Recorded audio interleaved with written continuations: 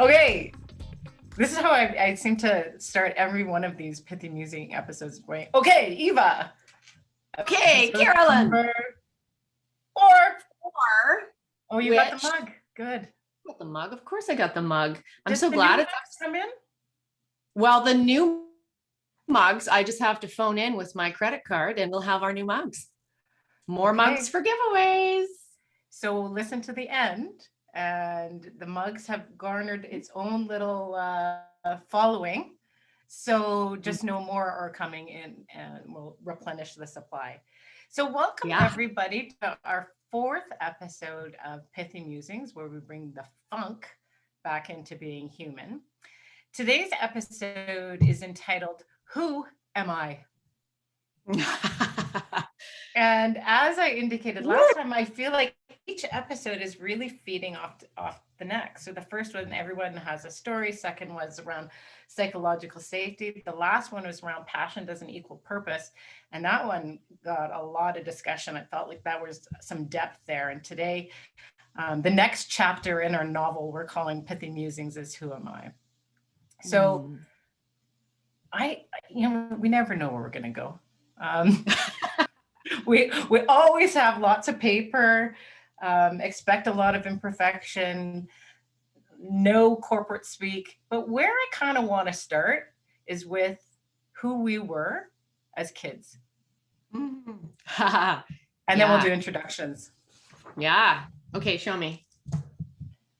Oh, look at you. Okay, I'm going to introduce me as a kid. Look at those pigtails. Right? And look at those bangs. And the cute bangs. One is a bit of on the shorter side. I know, and way back here. Thanks to my mother. Thank you. Well, what's going on with these pads and a dress over top? Likely, if my mom's watching, which she will be, she'll say something like, "You dressed yourself." I love her. Yeah. I kind of think she's absolutely cool love her. No, she just wants to take on the world, and she has so much joy. Oh, and so much energy. Yeah. I love it. And pants with a dress. Come on. And in yours, you look a wee bit mischievous there, Eva. There's a little glimmer of something in that top picture. Well, I think that this is in the very beginning, and then up in here is where we're starting to get a little curious. We're starting to observe. We're starting to notice. So cute. So before we dive into the topic, and we'll go back into our childhoods and why we thought that was appropriate, allow us to introduce ourselves. So I'll go first. My name is Caroline Berglund, and I am the principal of an organization by the name of Talk Talk, and a sister organization called the One Stop Special Needs Shop, where we help families with kiddos like mine. On the Talk Talk side, we play in the arena of leadership, of executive coaching, doing a lot in team development right now. And we also touch on helping others be better public speakers. Eva, over to you. Yeah, I love it. And also love the special needs shop. I think that's really, that's an important space, and urge people to dig into more of what Caroline's doing there, and the Talk Talk space too. And then, so I'm Eva Van Krugel. I'm with Fervor Leadership Coaching Consulting. My organization is all about leadership coaching, team coaching, facilitation, definitely seeing a significant time of people confronting firsts as they navigate change and complexity. Definitely seeing a lot of strife and struggle in human dynamics. I think that they always were there. And in a pandemic, it's like the volume has gone up on some of the strife. And for those who choose, the opportunity to create healthier cultures. So it's a fascinating time to be of service. And you and I could have many I love musings. how you say that, of service, because you really do look at what you do as service to others. And for those that are looking for an executive coach, I can tell you personally that Eva is likely one of the best. Whether it be an individual within an organization, an individual trying to develop personally, that's your person. I would absolutely, and I would echo for the team development stuff. I know the depth of what you bring to the team development stuff that you're doing. And certainly some of our shared interests are how we started musing in the first place. Yeah. Much of what each of us do in our day-to-day is part of purpose work. I think that's where I talk about being of service. It's connected to purpose work and connects in with our topic today of, well, who am I? Yeah. When we step into knowing, well, who am I? And we get to know it, amazing things are possible in the world. Well, it kind of starts there. That question of who am I? And I'm going to geek out again. Everybody that's been watching, you already know I'm a massive geek. But this notion of exploration inward, at least from my research that I've done over the years, this really starts with a guy by the name of Hippocrates.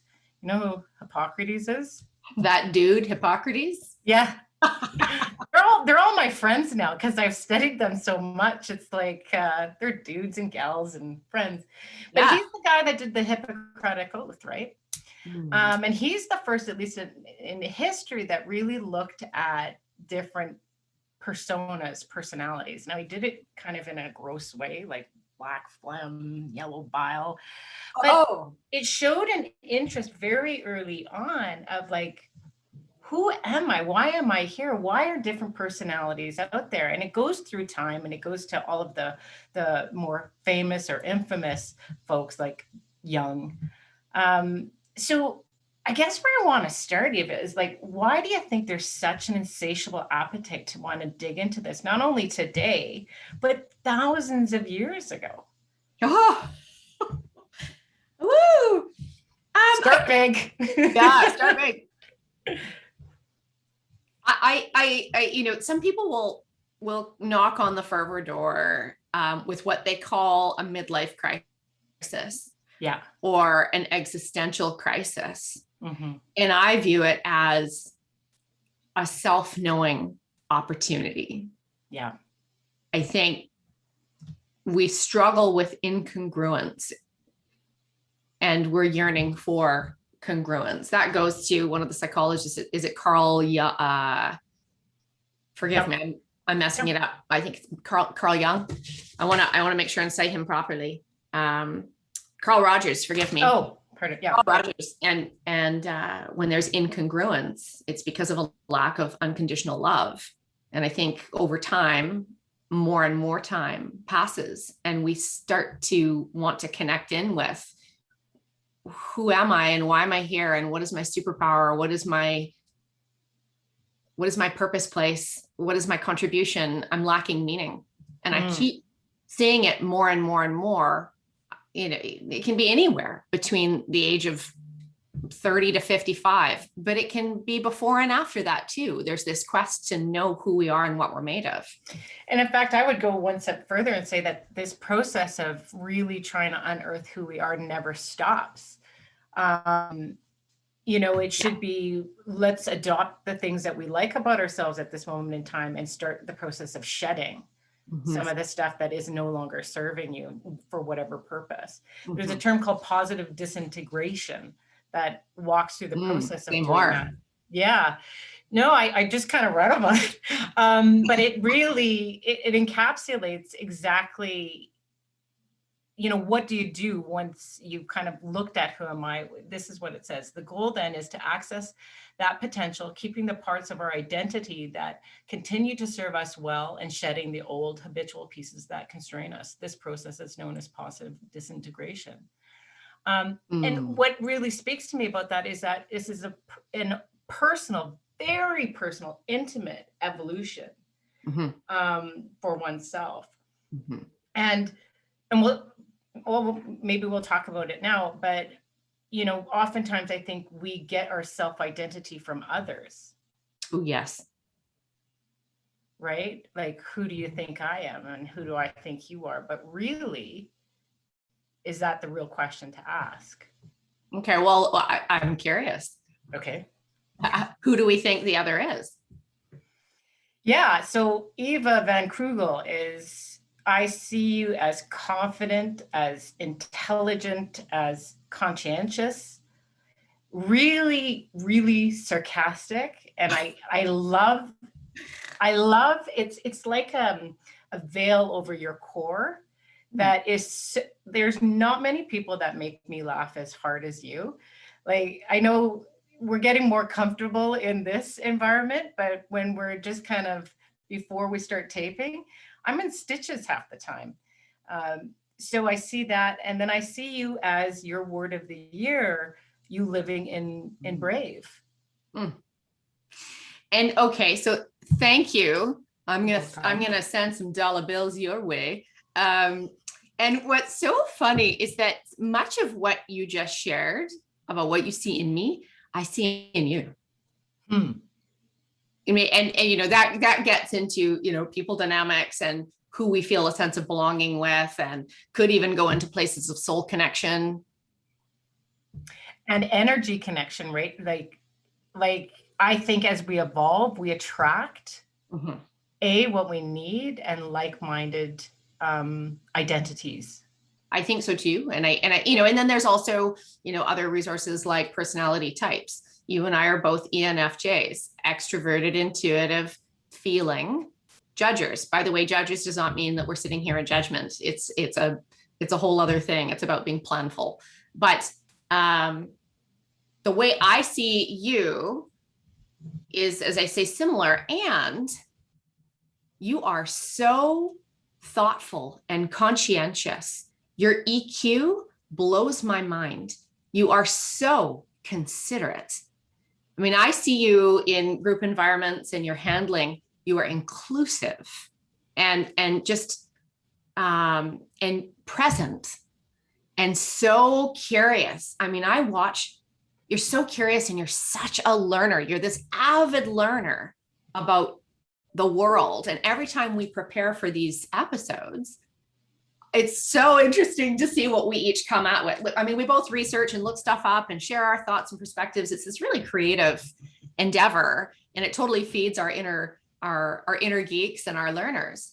And how you come at it, love your passion for the philosophical side of things. Like, I learn something new whenever I'm with you. And for sure, like our sense of humor, our ability to just say it like it is, and the safety that you create for people is beautiful.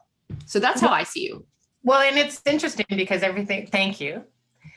Welcome. 101 of receiving feedback is to say thank you. And I felt that. So thank you. You're welcome. Actually, the hairs go up when you actually get real, genuine feedback. Thank you. All of those things, again, I see in you. That's really bizarre. That curiosity, that creating safe space, really listening to others is, and I think, it's interesting because, well, I want to go back to what you talked around judgment, because there is no right or wrong here. As we explore, and as our listeners and watchers are thinking about, well, who am I? It's kind of a good question. Know that there's no right or wrong answer. So you are who you are. So that bridges that question of nature versus nurture. So that little girl we saw in Eva, we tap into those characteristics that we were just talking about. How would you describe that little girl, or what's similar, dissimilar? Well, it's interesting. So I have her on my office door with me all the time. And I actually have her as a reminder through some really deep work I've done in the positive intelligence space, which I can talk about later on, which connects in with all of this. But I have her on my door to remind me of the core essence of who I am before all the inhibition and the external influences that do play a role.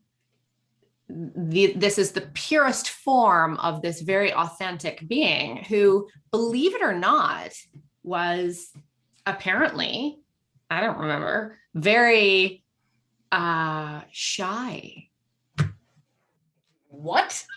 Always, apparently I was a really easy baby. You're welcome. Colicky.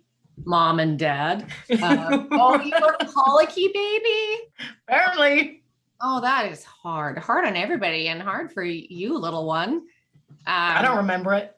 No, and I literally don't, I vaguely remember actually this top one. Yeah. I know what was in my cup. Hot chocolate? No, it was carrot tomato juice. My mom and my dad fed me a lot of organic fodder. Well, doesn't that statement just provide volumes of totally underneath the story? Oh, totally. Like carrot and tomato juice? Oh yeah.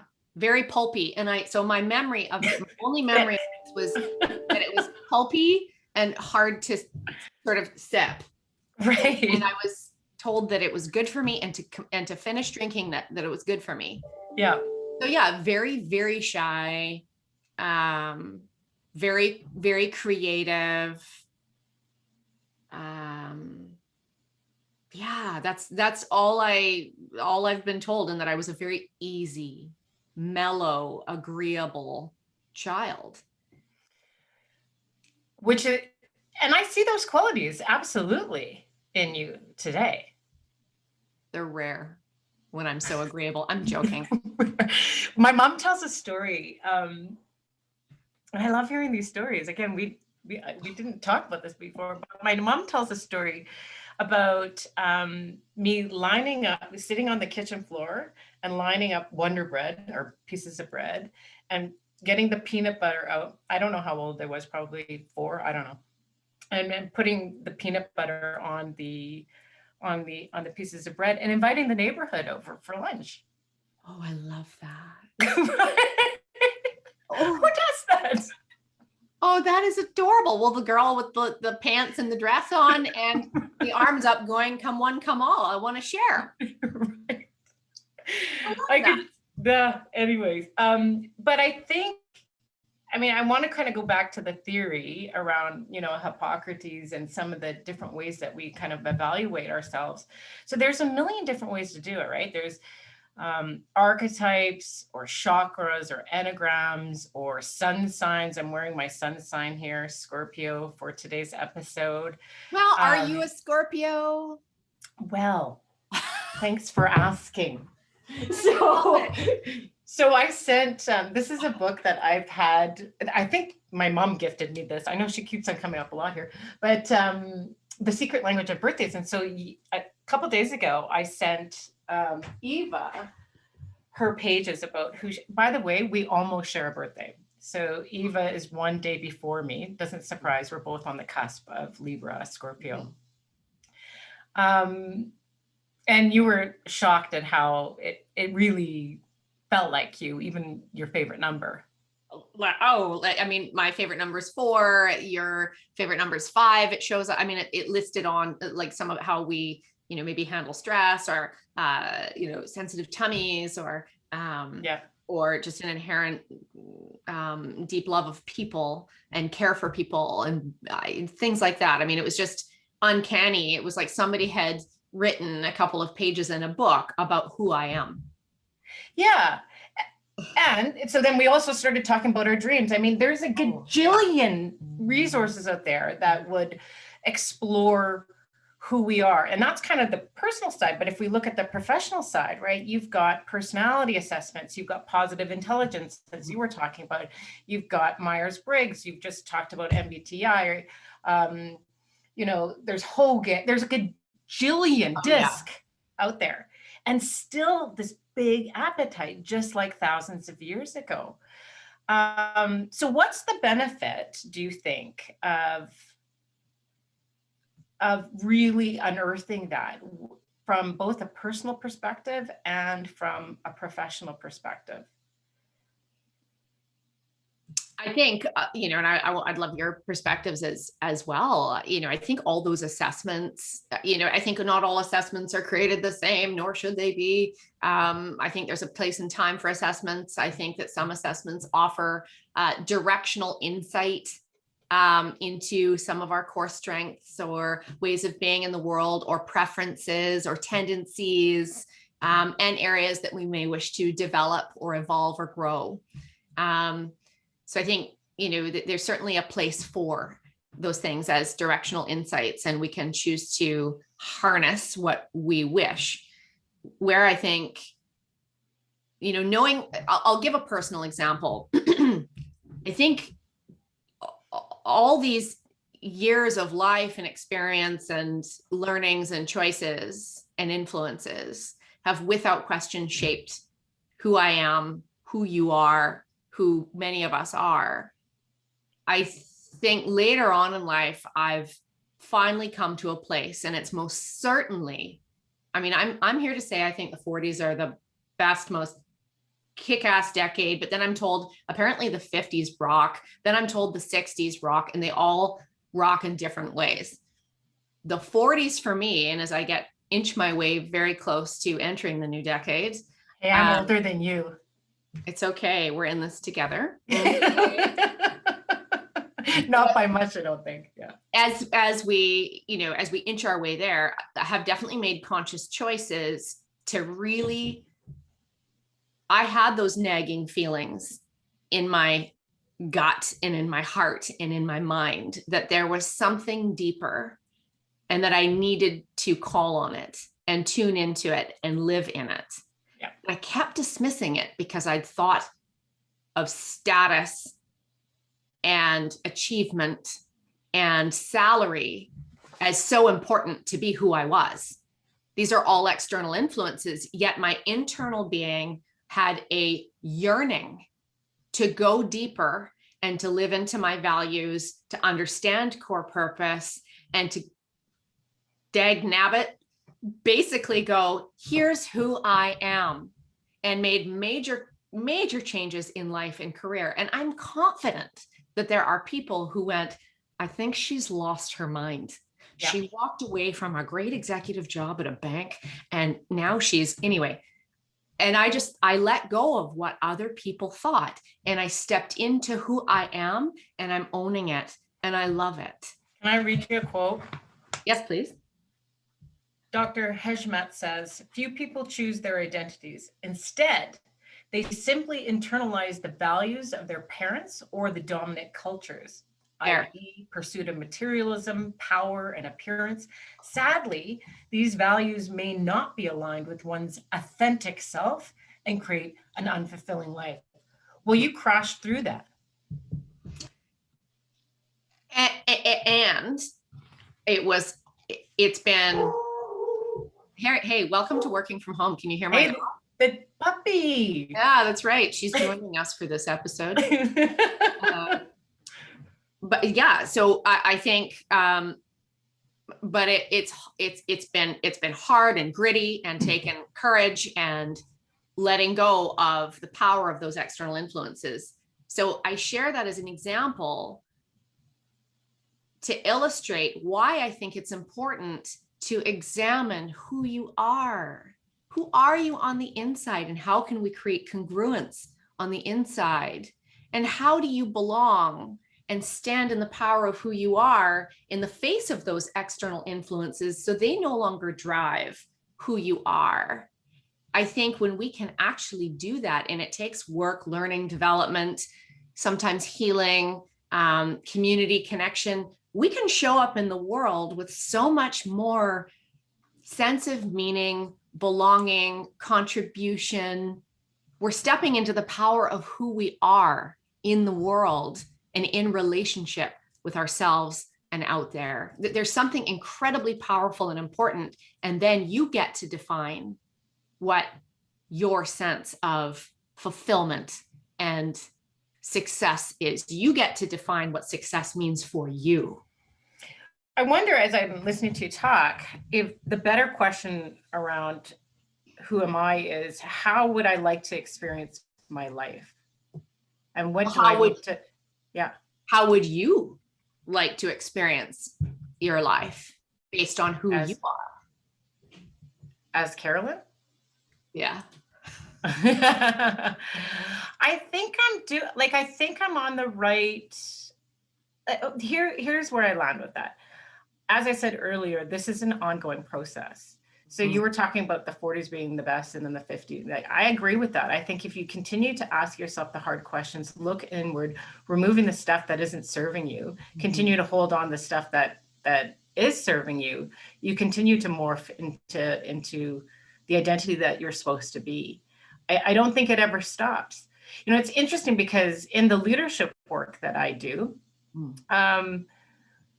I always start with a module or exercise or something around leading self.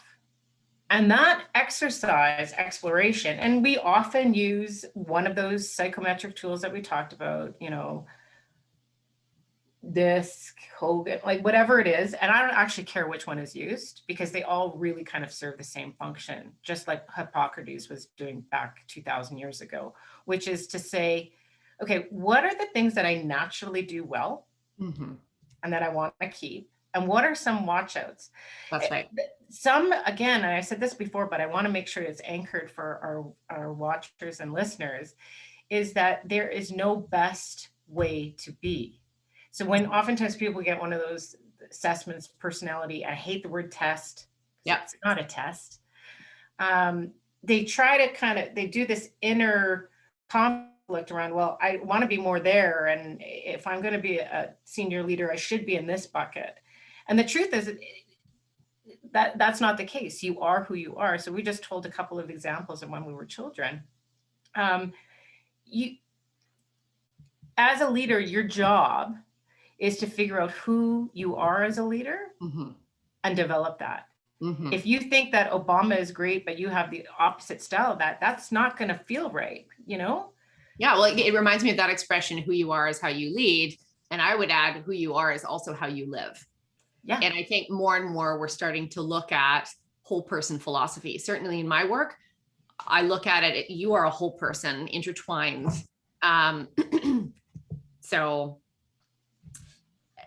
I'm also really curious, and I, you know, the assessment stuff is really interesting. You know, I think they really are serving to inform some of our strengths, identify some development opportunities, and also level set with the language that we share together in a group.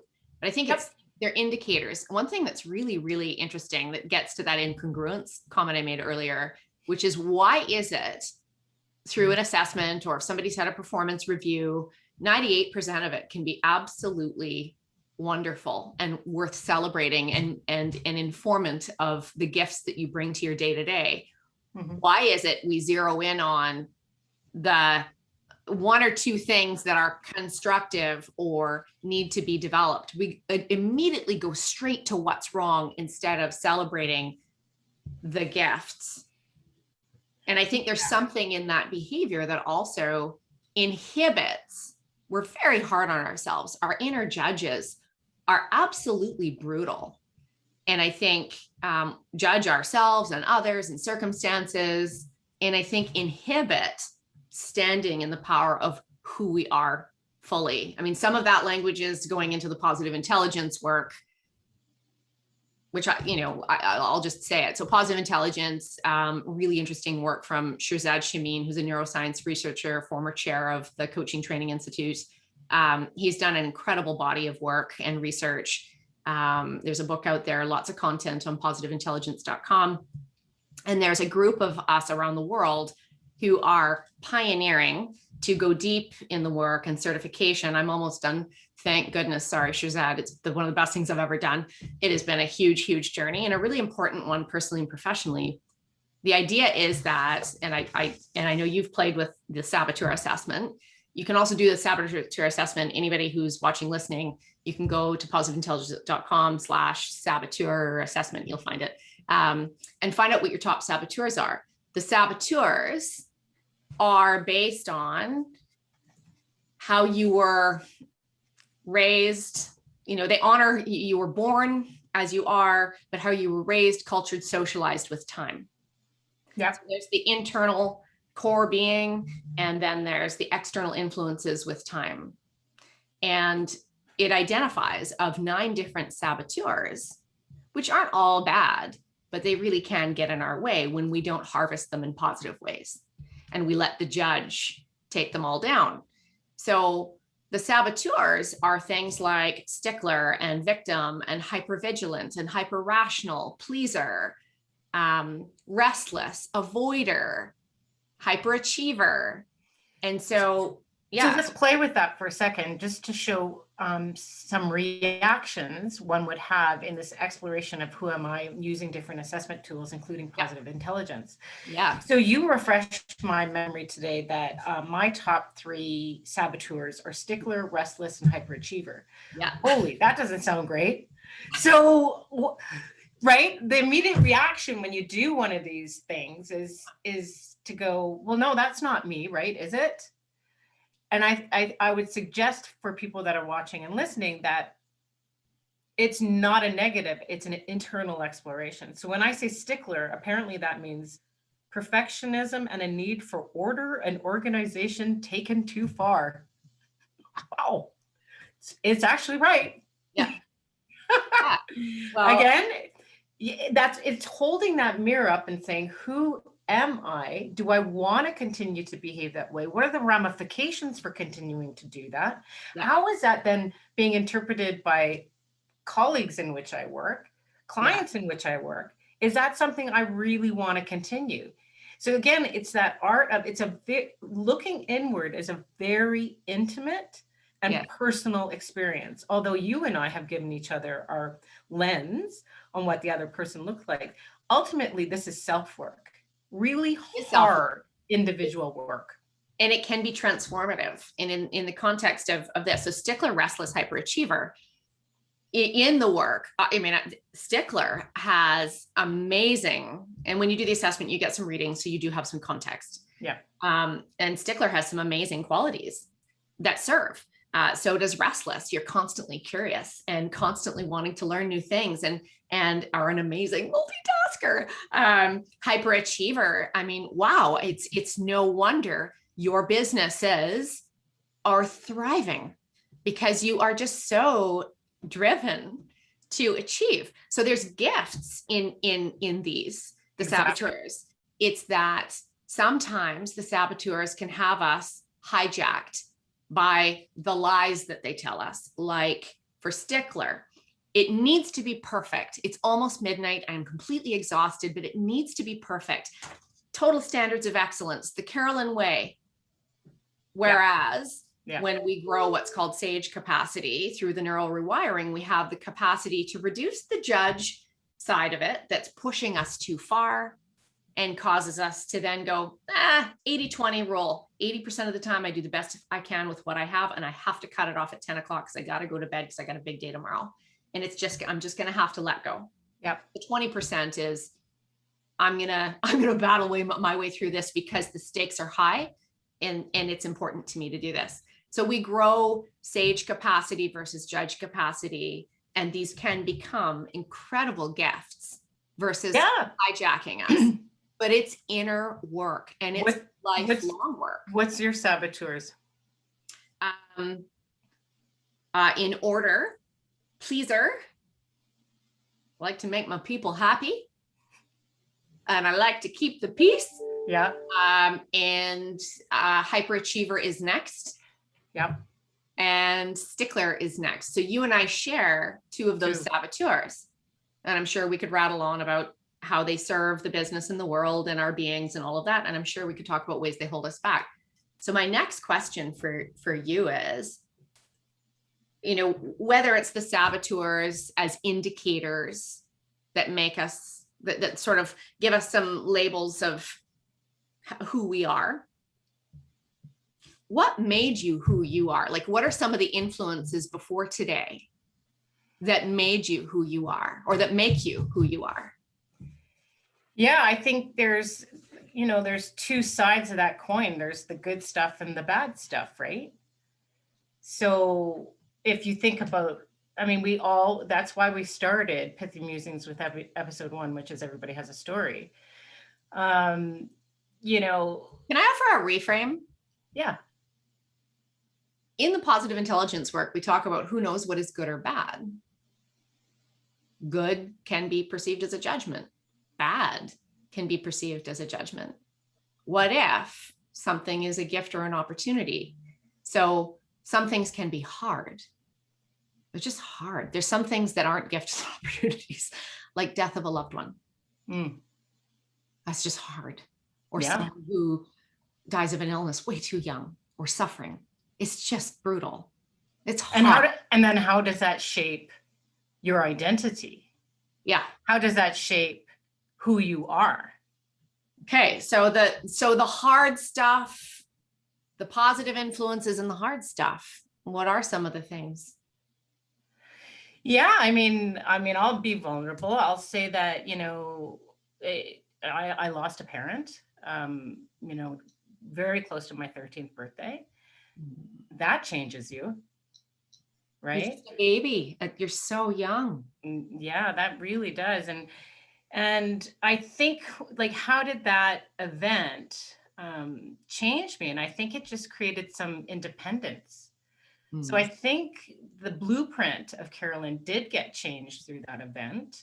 Probably not so positively afterwards, because you're reacting, but upon reflection, I do reflect on that event quite a bit. Trauma. That's a significant trauma. Yeah, for sure. And I look at it now with the gifts that it gave me, as opposed to sitting in, oh, woe is me, or what have you.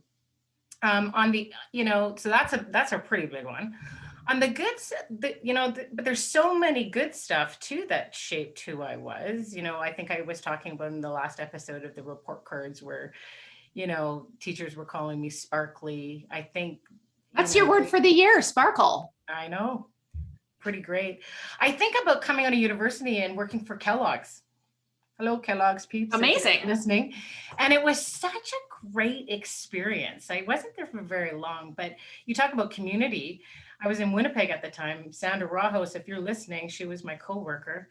It was such a great entry into the work world. I think about people that enter into the workplace and have maybe not such a favorable experience.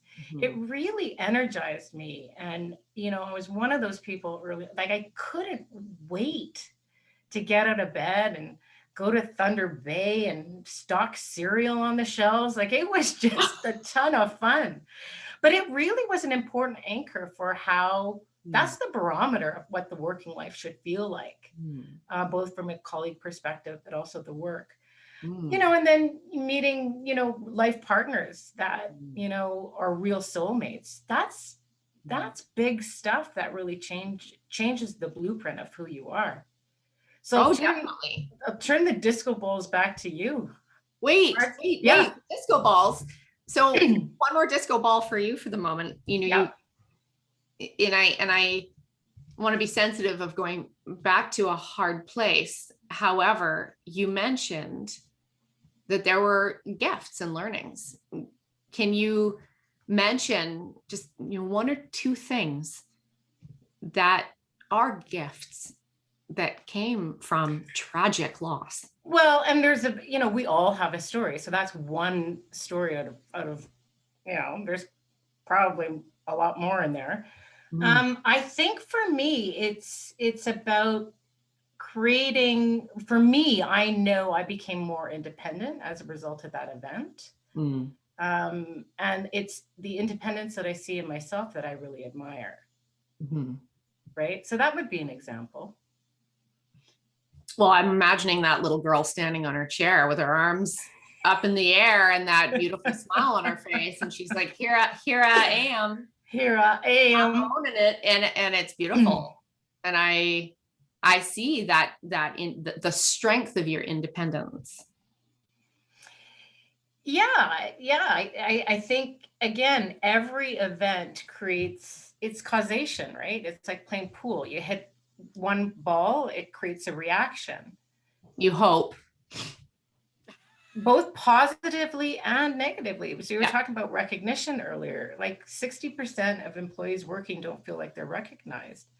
So what happens if you're not getting recognized to the sense of who you are and sense of self and identity? Does that shape that, right?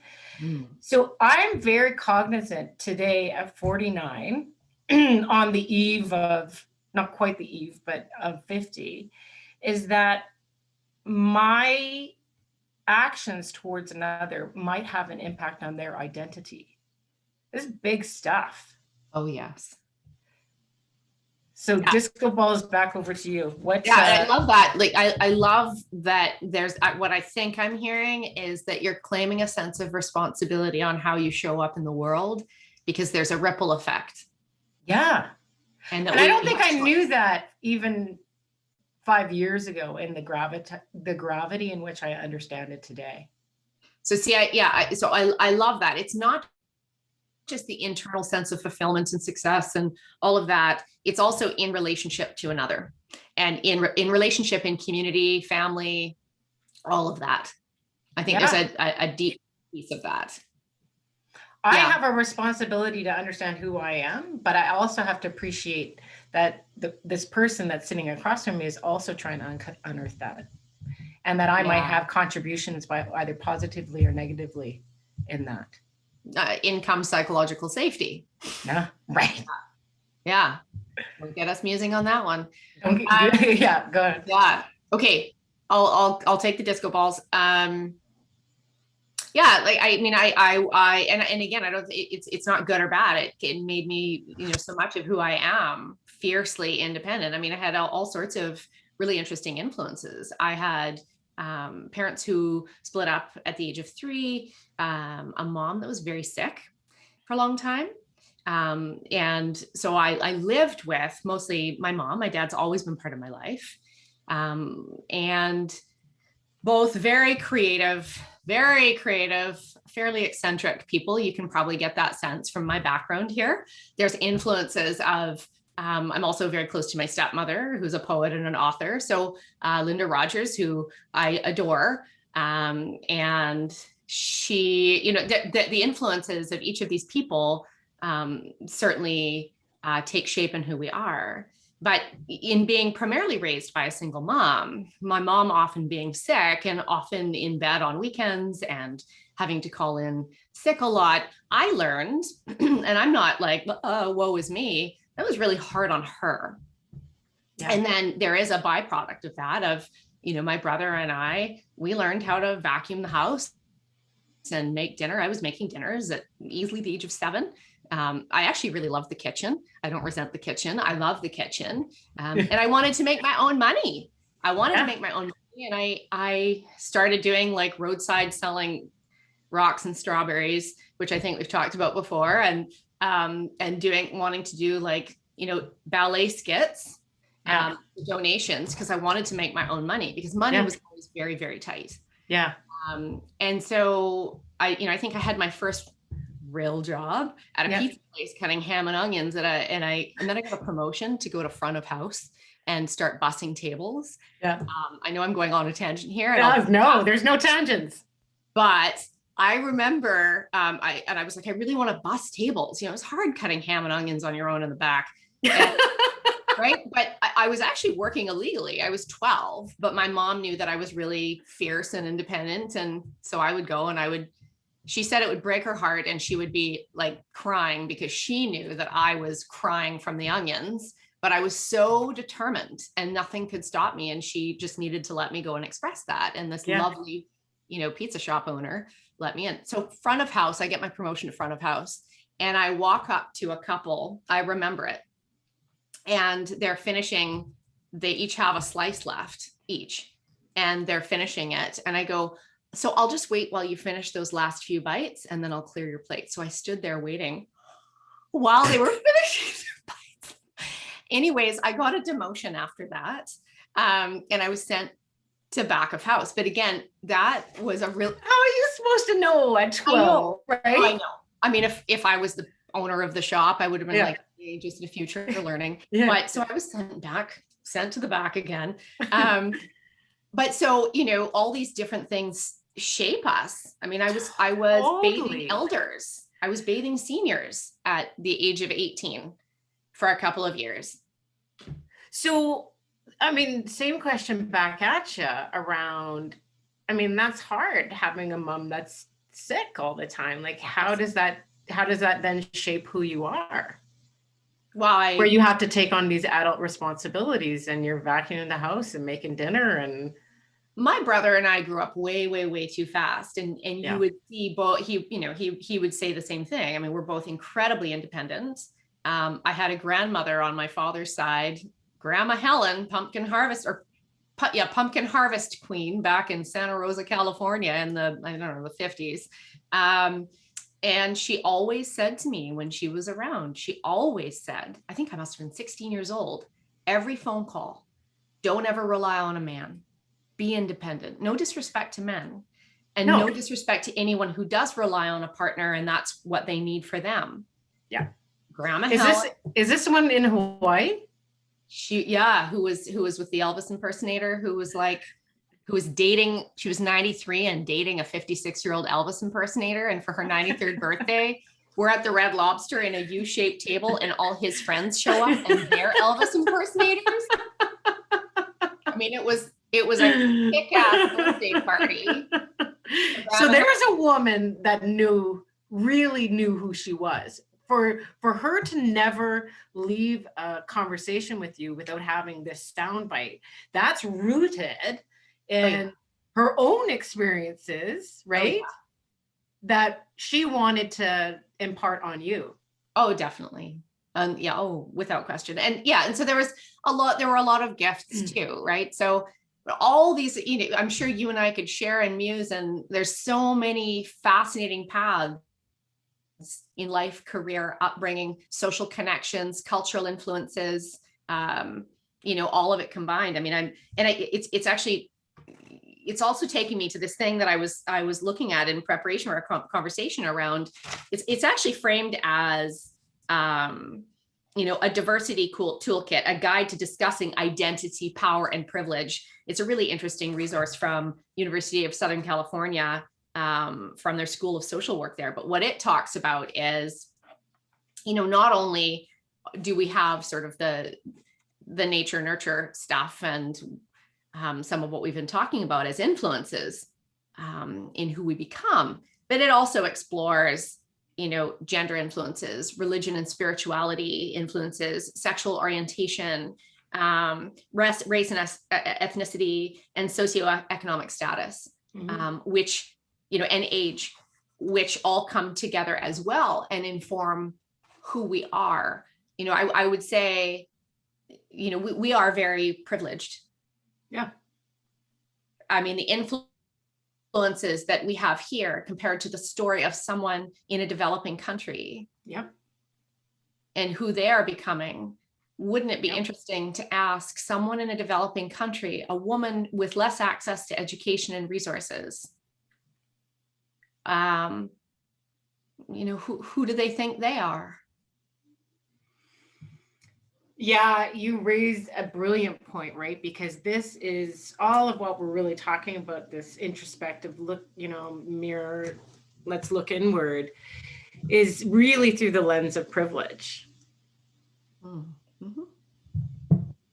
Yeah. Even the hard stuff that we're talking about in our own, I mean, it's all relative. I mean, I think trauma, many of us have trauma histories. Mm-hmm. We just don't call them that, or maybe we don't yet know that that's what they actually were. And I think trauma is trauma. Just like feelings are feelings. Feelings are real. Mm-hmm. Even if I don't agree with your feelings, those feelings are real for you. Yeah. Trauma was real for you. And I think, but yeah, so I think there's a whole space in those influences as well that shape who we are. I don't know the source of this concept, nor do I know much about it, but there's something that's crossing my mind on the topic of trauma intelligence. So those who have suffered loss at an early age, or those who have been abused, or lack access to very basic needs, it creates trauma, and trauma influences, and the trauma intelligence, as far as I understand it, at a very high level. And I would love any of our listeners, watchers, to share, anything they know about the topic of trauma intelligence, as insofar as it shapes who we are, that it gives us resilience and grit. And just some, I had somebody recently say to me, Eva, you're always really positive and optimistic. And I'm just kind of wondering, like, where does that How dare you? Yeah. And where does that come from? And, is there something else underneath that? Because I don't think I've ever talked to you when you weren't. And I'm like, well, I have hard days. I'm very human. And there was a part of me that's like, I generally feel really positive and optimistic. However, I think that I've chosen a path of very deep work, in part because I am of service to others through my work as well. And I have a duty to do the work. And that sometimes involves healing work and development work, right? Well, wait, what was your reaction to that when she said, you always seem pretty like... Yeah, well, a part of me is like, well, perhaps there's something in parallel processing there. I don't know. I think this person is, what's going on for you that you're asking me that? Well, I'm going to take out another philosopher here, Jean-Paul Sacher. Oh, that dude, my bud. We cannot control the way in which we are seen by someone else. How other people categorize us as, for example, nice or funny, is unpredictable, as they can see us as they want to. The other person's freedom is the limit of our freedom. So again, it comes back to know thyself, who am I, is a very intimate journey. And even when people provide you with their observation, that ain't reality. The reality is what you think of yourself. Getting caught in this is who, I mean, it makes me go to like eating disorders and the social dilemma, right? Is that a lot of that is being perpetuated from the external, and then we internalize it. This is very deep stuff, Eva. I know, right? I know, it's good. And I mean, that gets into when you look in the mirror. Yeah. Who do you see? What do you see? What do you notice? And I was having this conversation, and these are all just little moments in time where, is there congruence or incongruence in how we, are we coming from a place of feeling unconditional love and belonging and loving ourselves when we see that person in the mirror and seeing that person is beautiful the way that someone else told them that they're beautiful or smart or this or that? Why is it that, I'm on a distance walk with a beloved friend who's just this stunning human being in every possible way? And so, we talked about how, especially as women, we're very, very, very hard on ourselves. In the Dare to Lead work, we talk about, we would never talk to someone else the way that we talk to ourselves. Yeah. Never. Holy. I mean, my goodness, we are hard on ourselves. So in comes some self-compassion. I can choose to look in the mirror and notice an aging face and some random things starting to occur. And apparently these creases right here, what they're called? Say it. They're called facial labial. And you know what? For the, I went to a skin clinic. I love you. Yeah. I went to a skin clinic, and they, I walk out of there with an estimate of $9,000. No. Yeah. Per year. Yeah. Per year. But I might end up looking like this.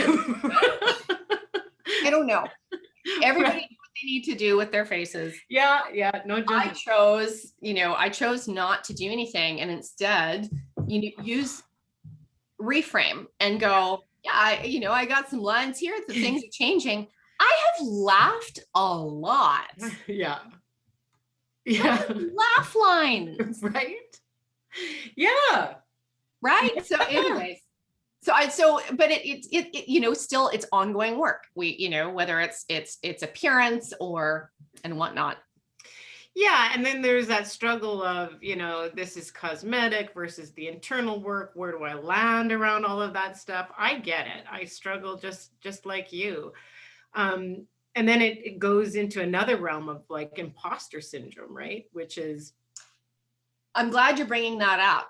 I have never, and this gets into, who am I? Because such, self-questioning, self-doubt is, and I'm really noticing it in the pandemic too, just an onslaught of a spectrum of lack of self-confidence through to imposter syndrome. It's not my place as a coach to diagnose imposter syndrome. Clients will come in the door and say, I have imposter syndrome.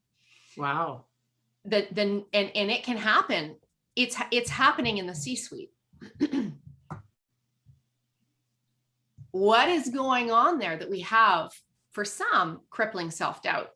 I will say they come out when we do the work, they come out the other end. I'm almost wondering if I should position myself as a confidence coach, because they come out the other end after doing the work, a significantly stronger version of themselves. However, much of it is in more self-knowing.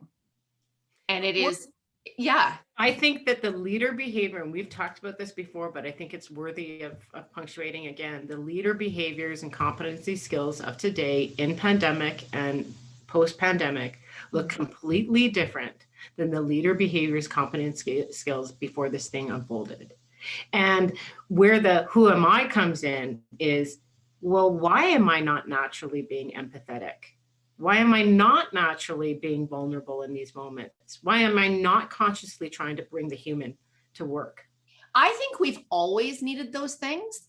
I think that there's a shift in prioritization or the ranking of what matters. Yes. And whenever I hear, this is my own struggle when I hear people talk about developing soft skills. I actually think they're really hard skills to develop. I think they're harder skills than the technical stuff. Sure. You can teach the technical stuff. Mostly when people get promoted, it's because they have the technical aptitude. And then they get to those roles and they're like, hold on, nobody's taught me this other stuff. And you're right. They're the hard skills to teach. But if we think about being human. We have, at the organizational level, we're seeing more and more and more leaders step into people leadership roles where they've got the technical expertise and they're brilliant. However, there's opportunity to develop the people side. And it's not just so everybody gets along. It's a cultural infuser. It's creating connection and belonging, contributing to a learning culture so that we can manage change and complexity and get through it with resilience together. That gets into organizational identity. Who are we? And what can we do? In the Peter Hawkins work of systemic team coaching, we talk about who are we? What can we accomplish together that we could not accomplish apart? So it gets into more sort of system identity, which is a whole other Pithy Musing episode. But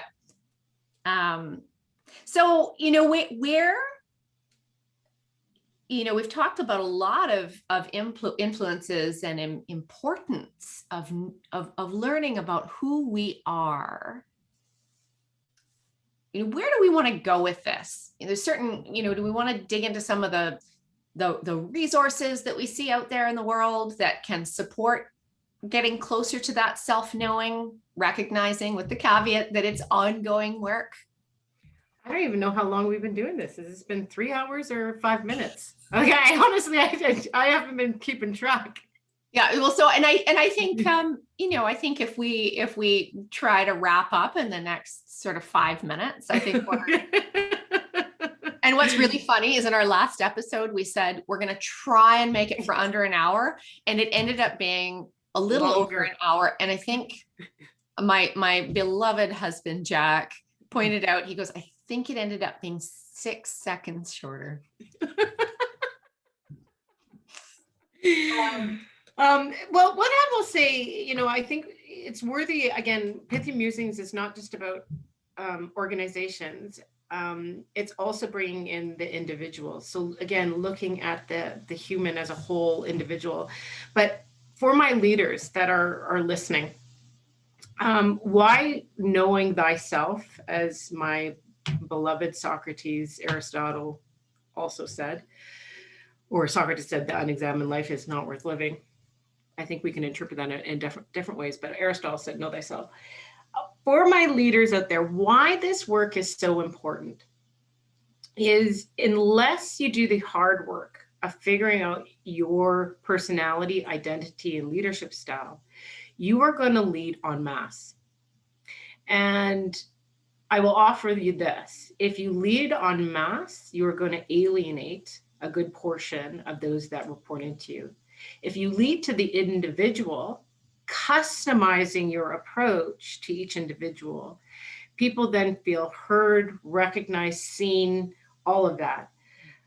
So this work is not just for your own self to package and have some philosophical musings. It's really translatable into the teams in which you lead and how successful you will be in leading those teams, however you define success. But I would say it's about creating a beautiful employee experience that your folks dig coming to work. Yeah. And it's the whole human philosophy. Who you are is how you lead, who you are is how you live, all intertwined in the inner ecosystem and how you relate in the outer ecosystem, for sure. Resources for you that you want to share with our followers? Yeah, I think I find some of the things that are striking me are, I love the Carl Rogers work, humanist psychologist, when he talks about self-image, how do you see yourself? And where is your self-esteem at? And that is, again, how much you value yourself. And then there's the ideal self he discusses, which is how you wish you could be. And so there's the aspiration and all of that. Sometimes we sit in incongruence, which dominates our way of being in the world. And that is also deeply rooted in childhood. I'm certainly not a psychologist. But we also see a pattern through, the saboteur work and the positive intelligence work and some opportunity to develop there where we are, a big part of who we are is where we come from in our life experiences. So, the Carl Rogers work talks about developing congruence, and that's congruence between self-image, self-esteem, and ideal self. Yep. And so, how you go about doing that, there's a big ingredient is unconditional love. And that's unconditional love. So what do you need to do to develop unconditional love within yourself? And I think there's a ton of resources, the practical resources that can further inform who you are. I can't say enough about the positive intelligence work. Anybody curious and want to have a conversation about it, bring it on. It's one of my favorite topics. I've watched it have significant impact around, yes, there's a program and whatnot, but even just, reading the book, learning about your saboteurs can be incredibly empowering. And I've literally had people come out the other end with such significantly strengthened self-knowing and confidence and leaning into their very authentic being. And it has definitely impacted how they show up in community or in their families, or how they manage stress or conflict, or so seeing some positive things there. Another resource that's pretty cool is the Unique Ability book, which is co-authored by a few folks. And it's about, it says unique ability, creating the life you want. And the model of unique ability, so the book is by Shannon Waller, Julia Waller, Catherine Nomura, and Dan Sullivan. And, the whole unique ability is around delineating what you're amazing at, what you're so at, maybe what you're not so good at, and what is uniquely yours to claim in the world. And a lot of it is connected to enjoyment theory, which is connected into some other work that I do. And enjoyment theory is the idea that if you love doing something, you're going to do it more often. If you do it more often, you'll get really kick-ass at it.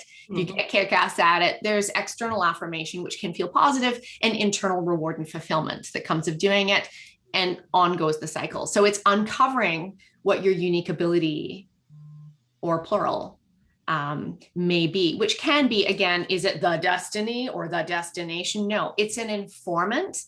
I would also encourage folks to dig into, and by the way, in the unique ability book, there's a whole thing that you can go through. You can also take pieces of it and make it your own. Yeah. It doesn't need to feel cumbersome with any of these resources. It may feel overwhelming. A book that's this thick may feel overwhelming for someone. You can make it your own. Can I just interject there? Because I think this is an important distinction. This work can be very alone. It doesn't need to be supported by an assessment, a book. I know we've got a lot of opinions on books and assessments and all of that. Yeah. But it can be in quiet meditation and contemplation. And I offer that to those that are listening, because it doesn't need to be some structured approach at all. I love that. What you're reminding me of, and I think it's a really important point, is it's not just about the doing in the world that makes us who we are. It's also about the being in the world that makes us who we are. Yeah. In coaching training, and I think this is really relevant to what we're talking about here, and something for folks to think about is there's the model of do, get, be. Yep. If I do this, I'll get this that I need, and I'll be who I think I'm supposed to be. Incongruence. Well, I just wrote this down. I am what I do. I am what others say about me. I am what I have. That's not what we're talking about. That's not what we're talking about. We're also talking about, and those may influence who you are. For sure. I am who I be. And so there's, what if we flip the do, get, be on its head and start with be? Yes.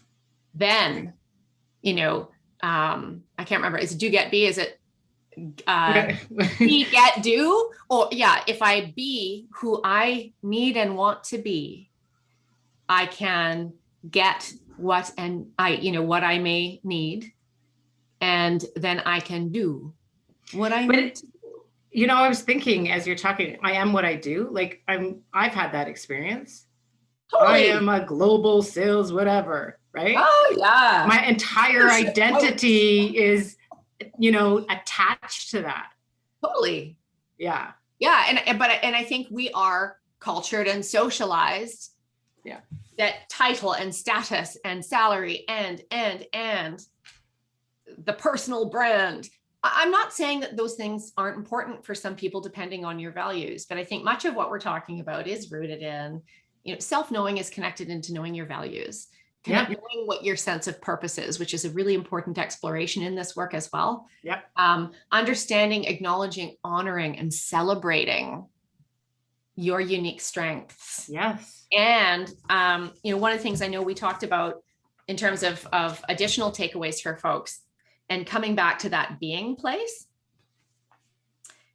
So for example, your word of the year is sparkle. Sparkle. And for you, that means, I'm sure, a few different things in how you'll express that and how you'll show up in that. For me, my word is brave for the year. And I've chosen, we've chosen our words of the year on purpose. So I've started something, and I would, others might like this idea. Is there a word that represents a combination of who you already are and who you want to continue to be and strengthen it? Yep. So it's setting an intention. And so what I've started to do, and it's all an experiment, is I have an accountability buddy. And I know she's going to listen, and she knows who she is, and I love her dearly. So every Friday we have a check-in, and we will write, what did I do this past week, or how did I show up in my being that I really celebrate in being brave? And what did I learn, and how do I want to show up into next week with intention to continue that bravery? And that has just been, I'm in a brave spa. I'm rolling around in brave, and I'm taking more motivated risks. So I'll pause there, but it's setting an intention. You could even pick a mantra for the week. Yep. Write a mantra. Yep. What's your intention for the week that gets you grounded? And I guess I'll, two more things I would offer, and I'll make them brief. The being thing,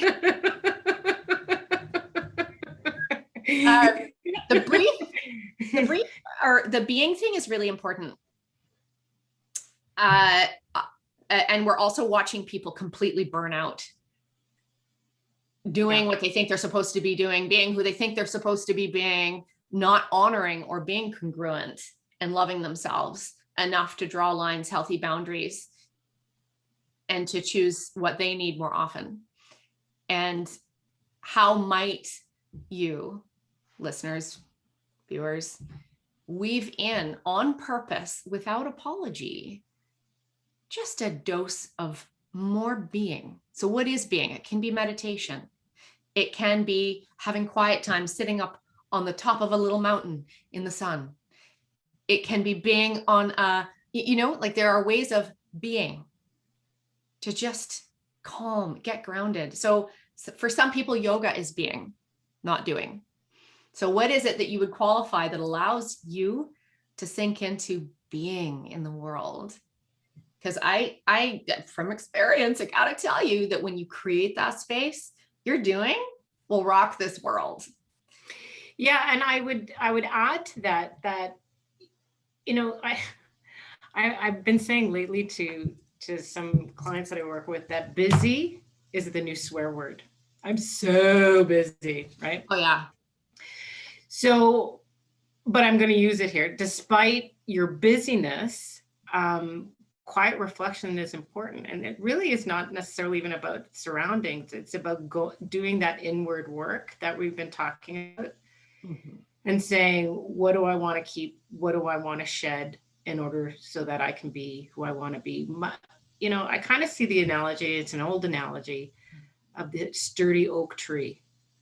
Doesn't really move much. And I would say in the work of who am I am me, is that you really do have to adopt the philosophy more like a willow, and move and change, and being malleable and flexible throughout the process, and being kind to yourself as you make mistakes on the journey of, even though you might have the greatest blueprint, I keep on using, we're human beings having a human experience. And with that, you're going to be, you're going to make mistakes. Perfect doesn't exist. Yeah. And I think where people do need support,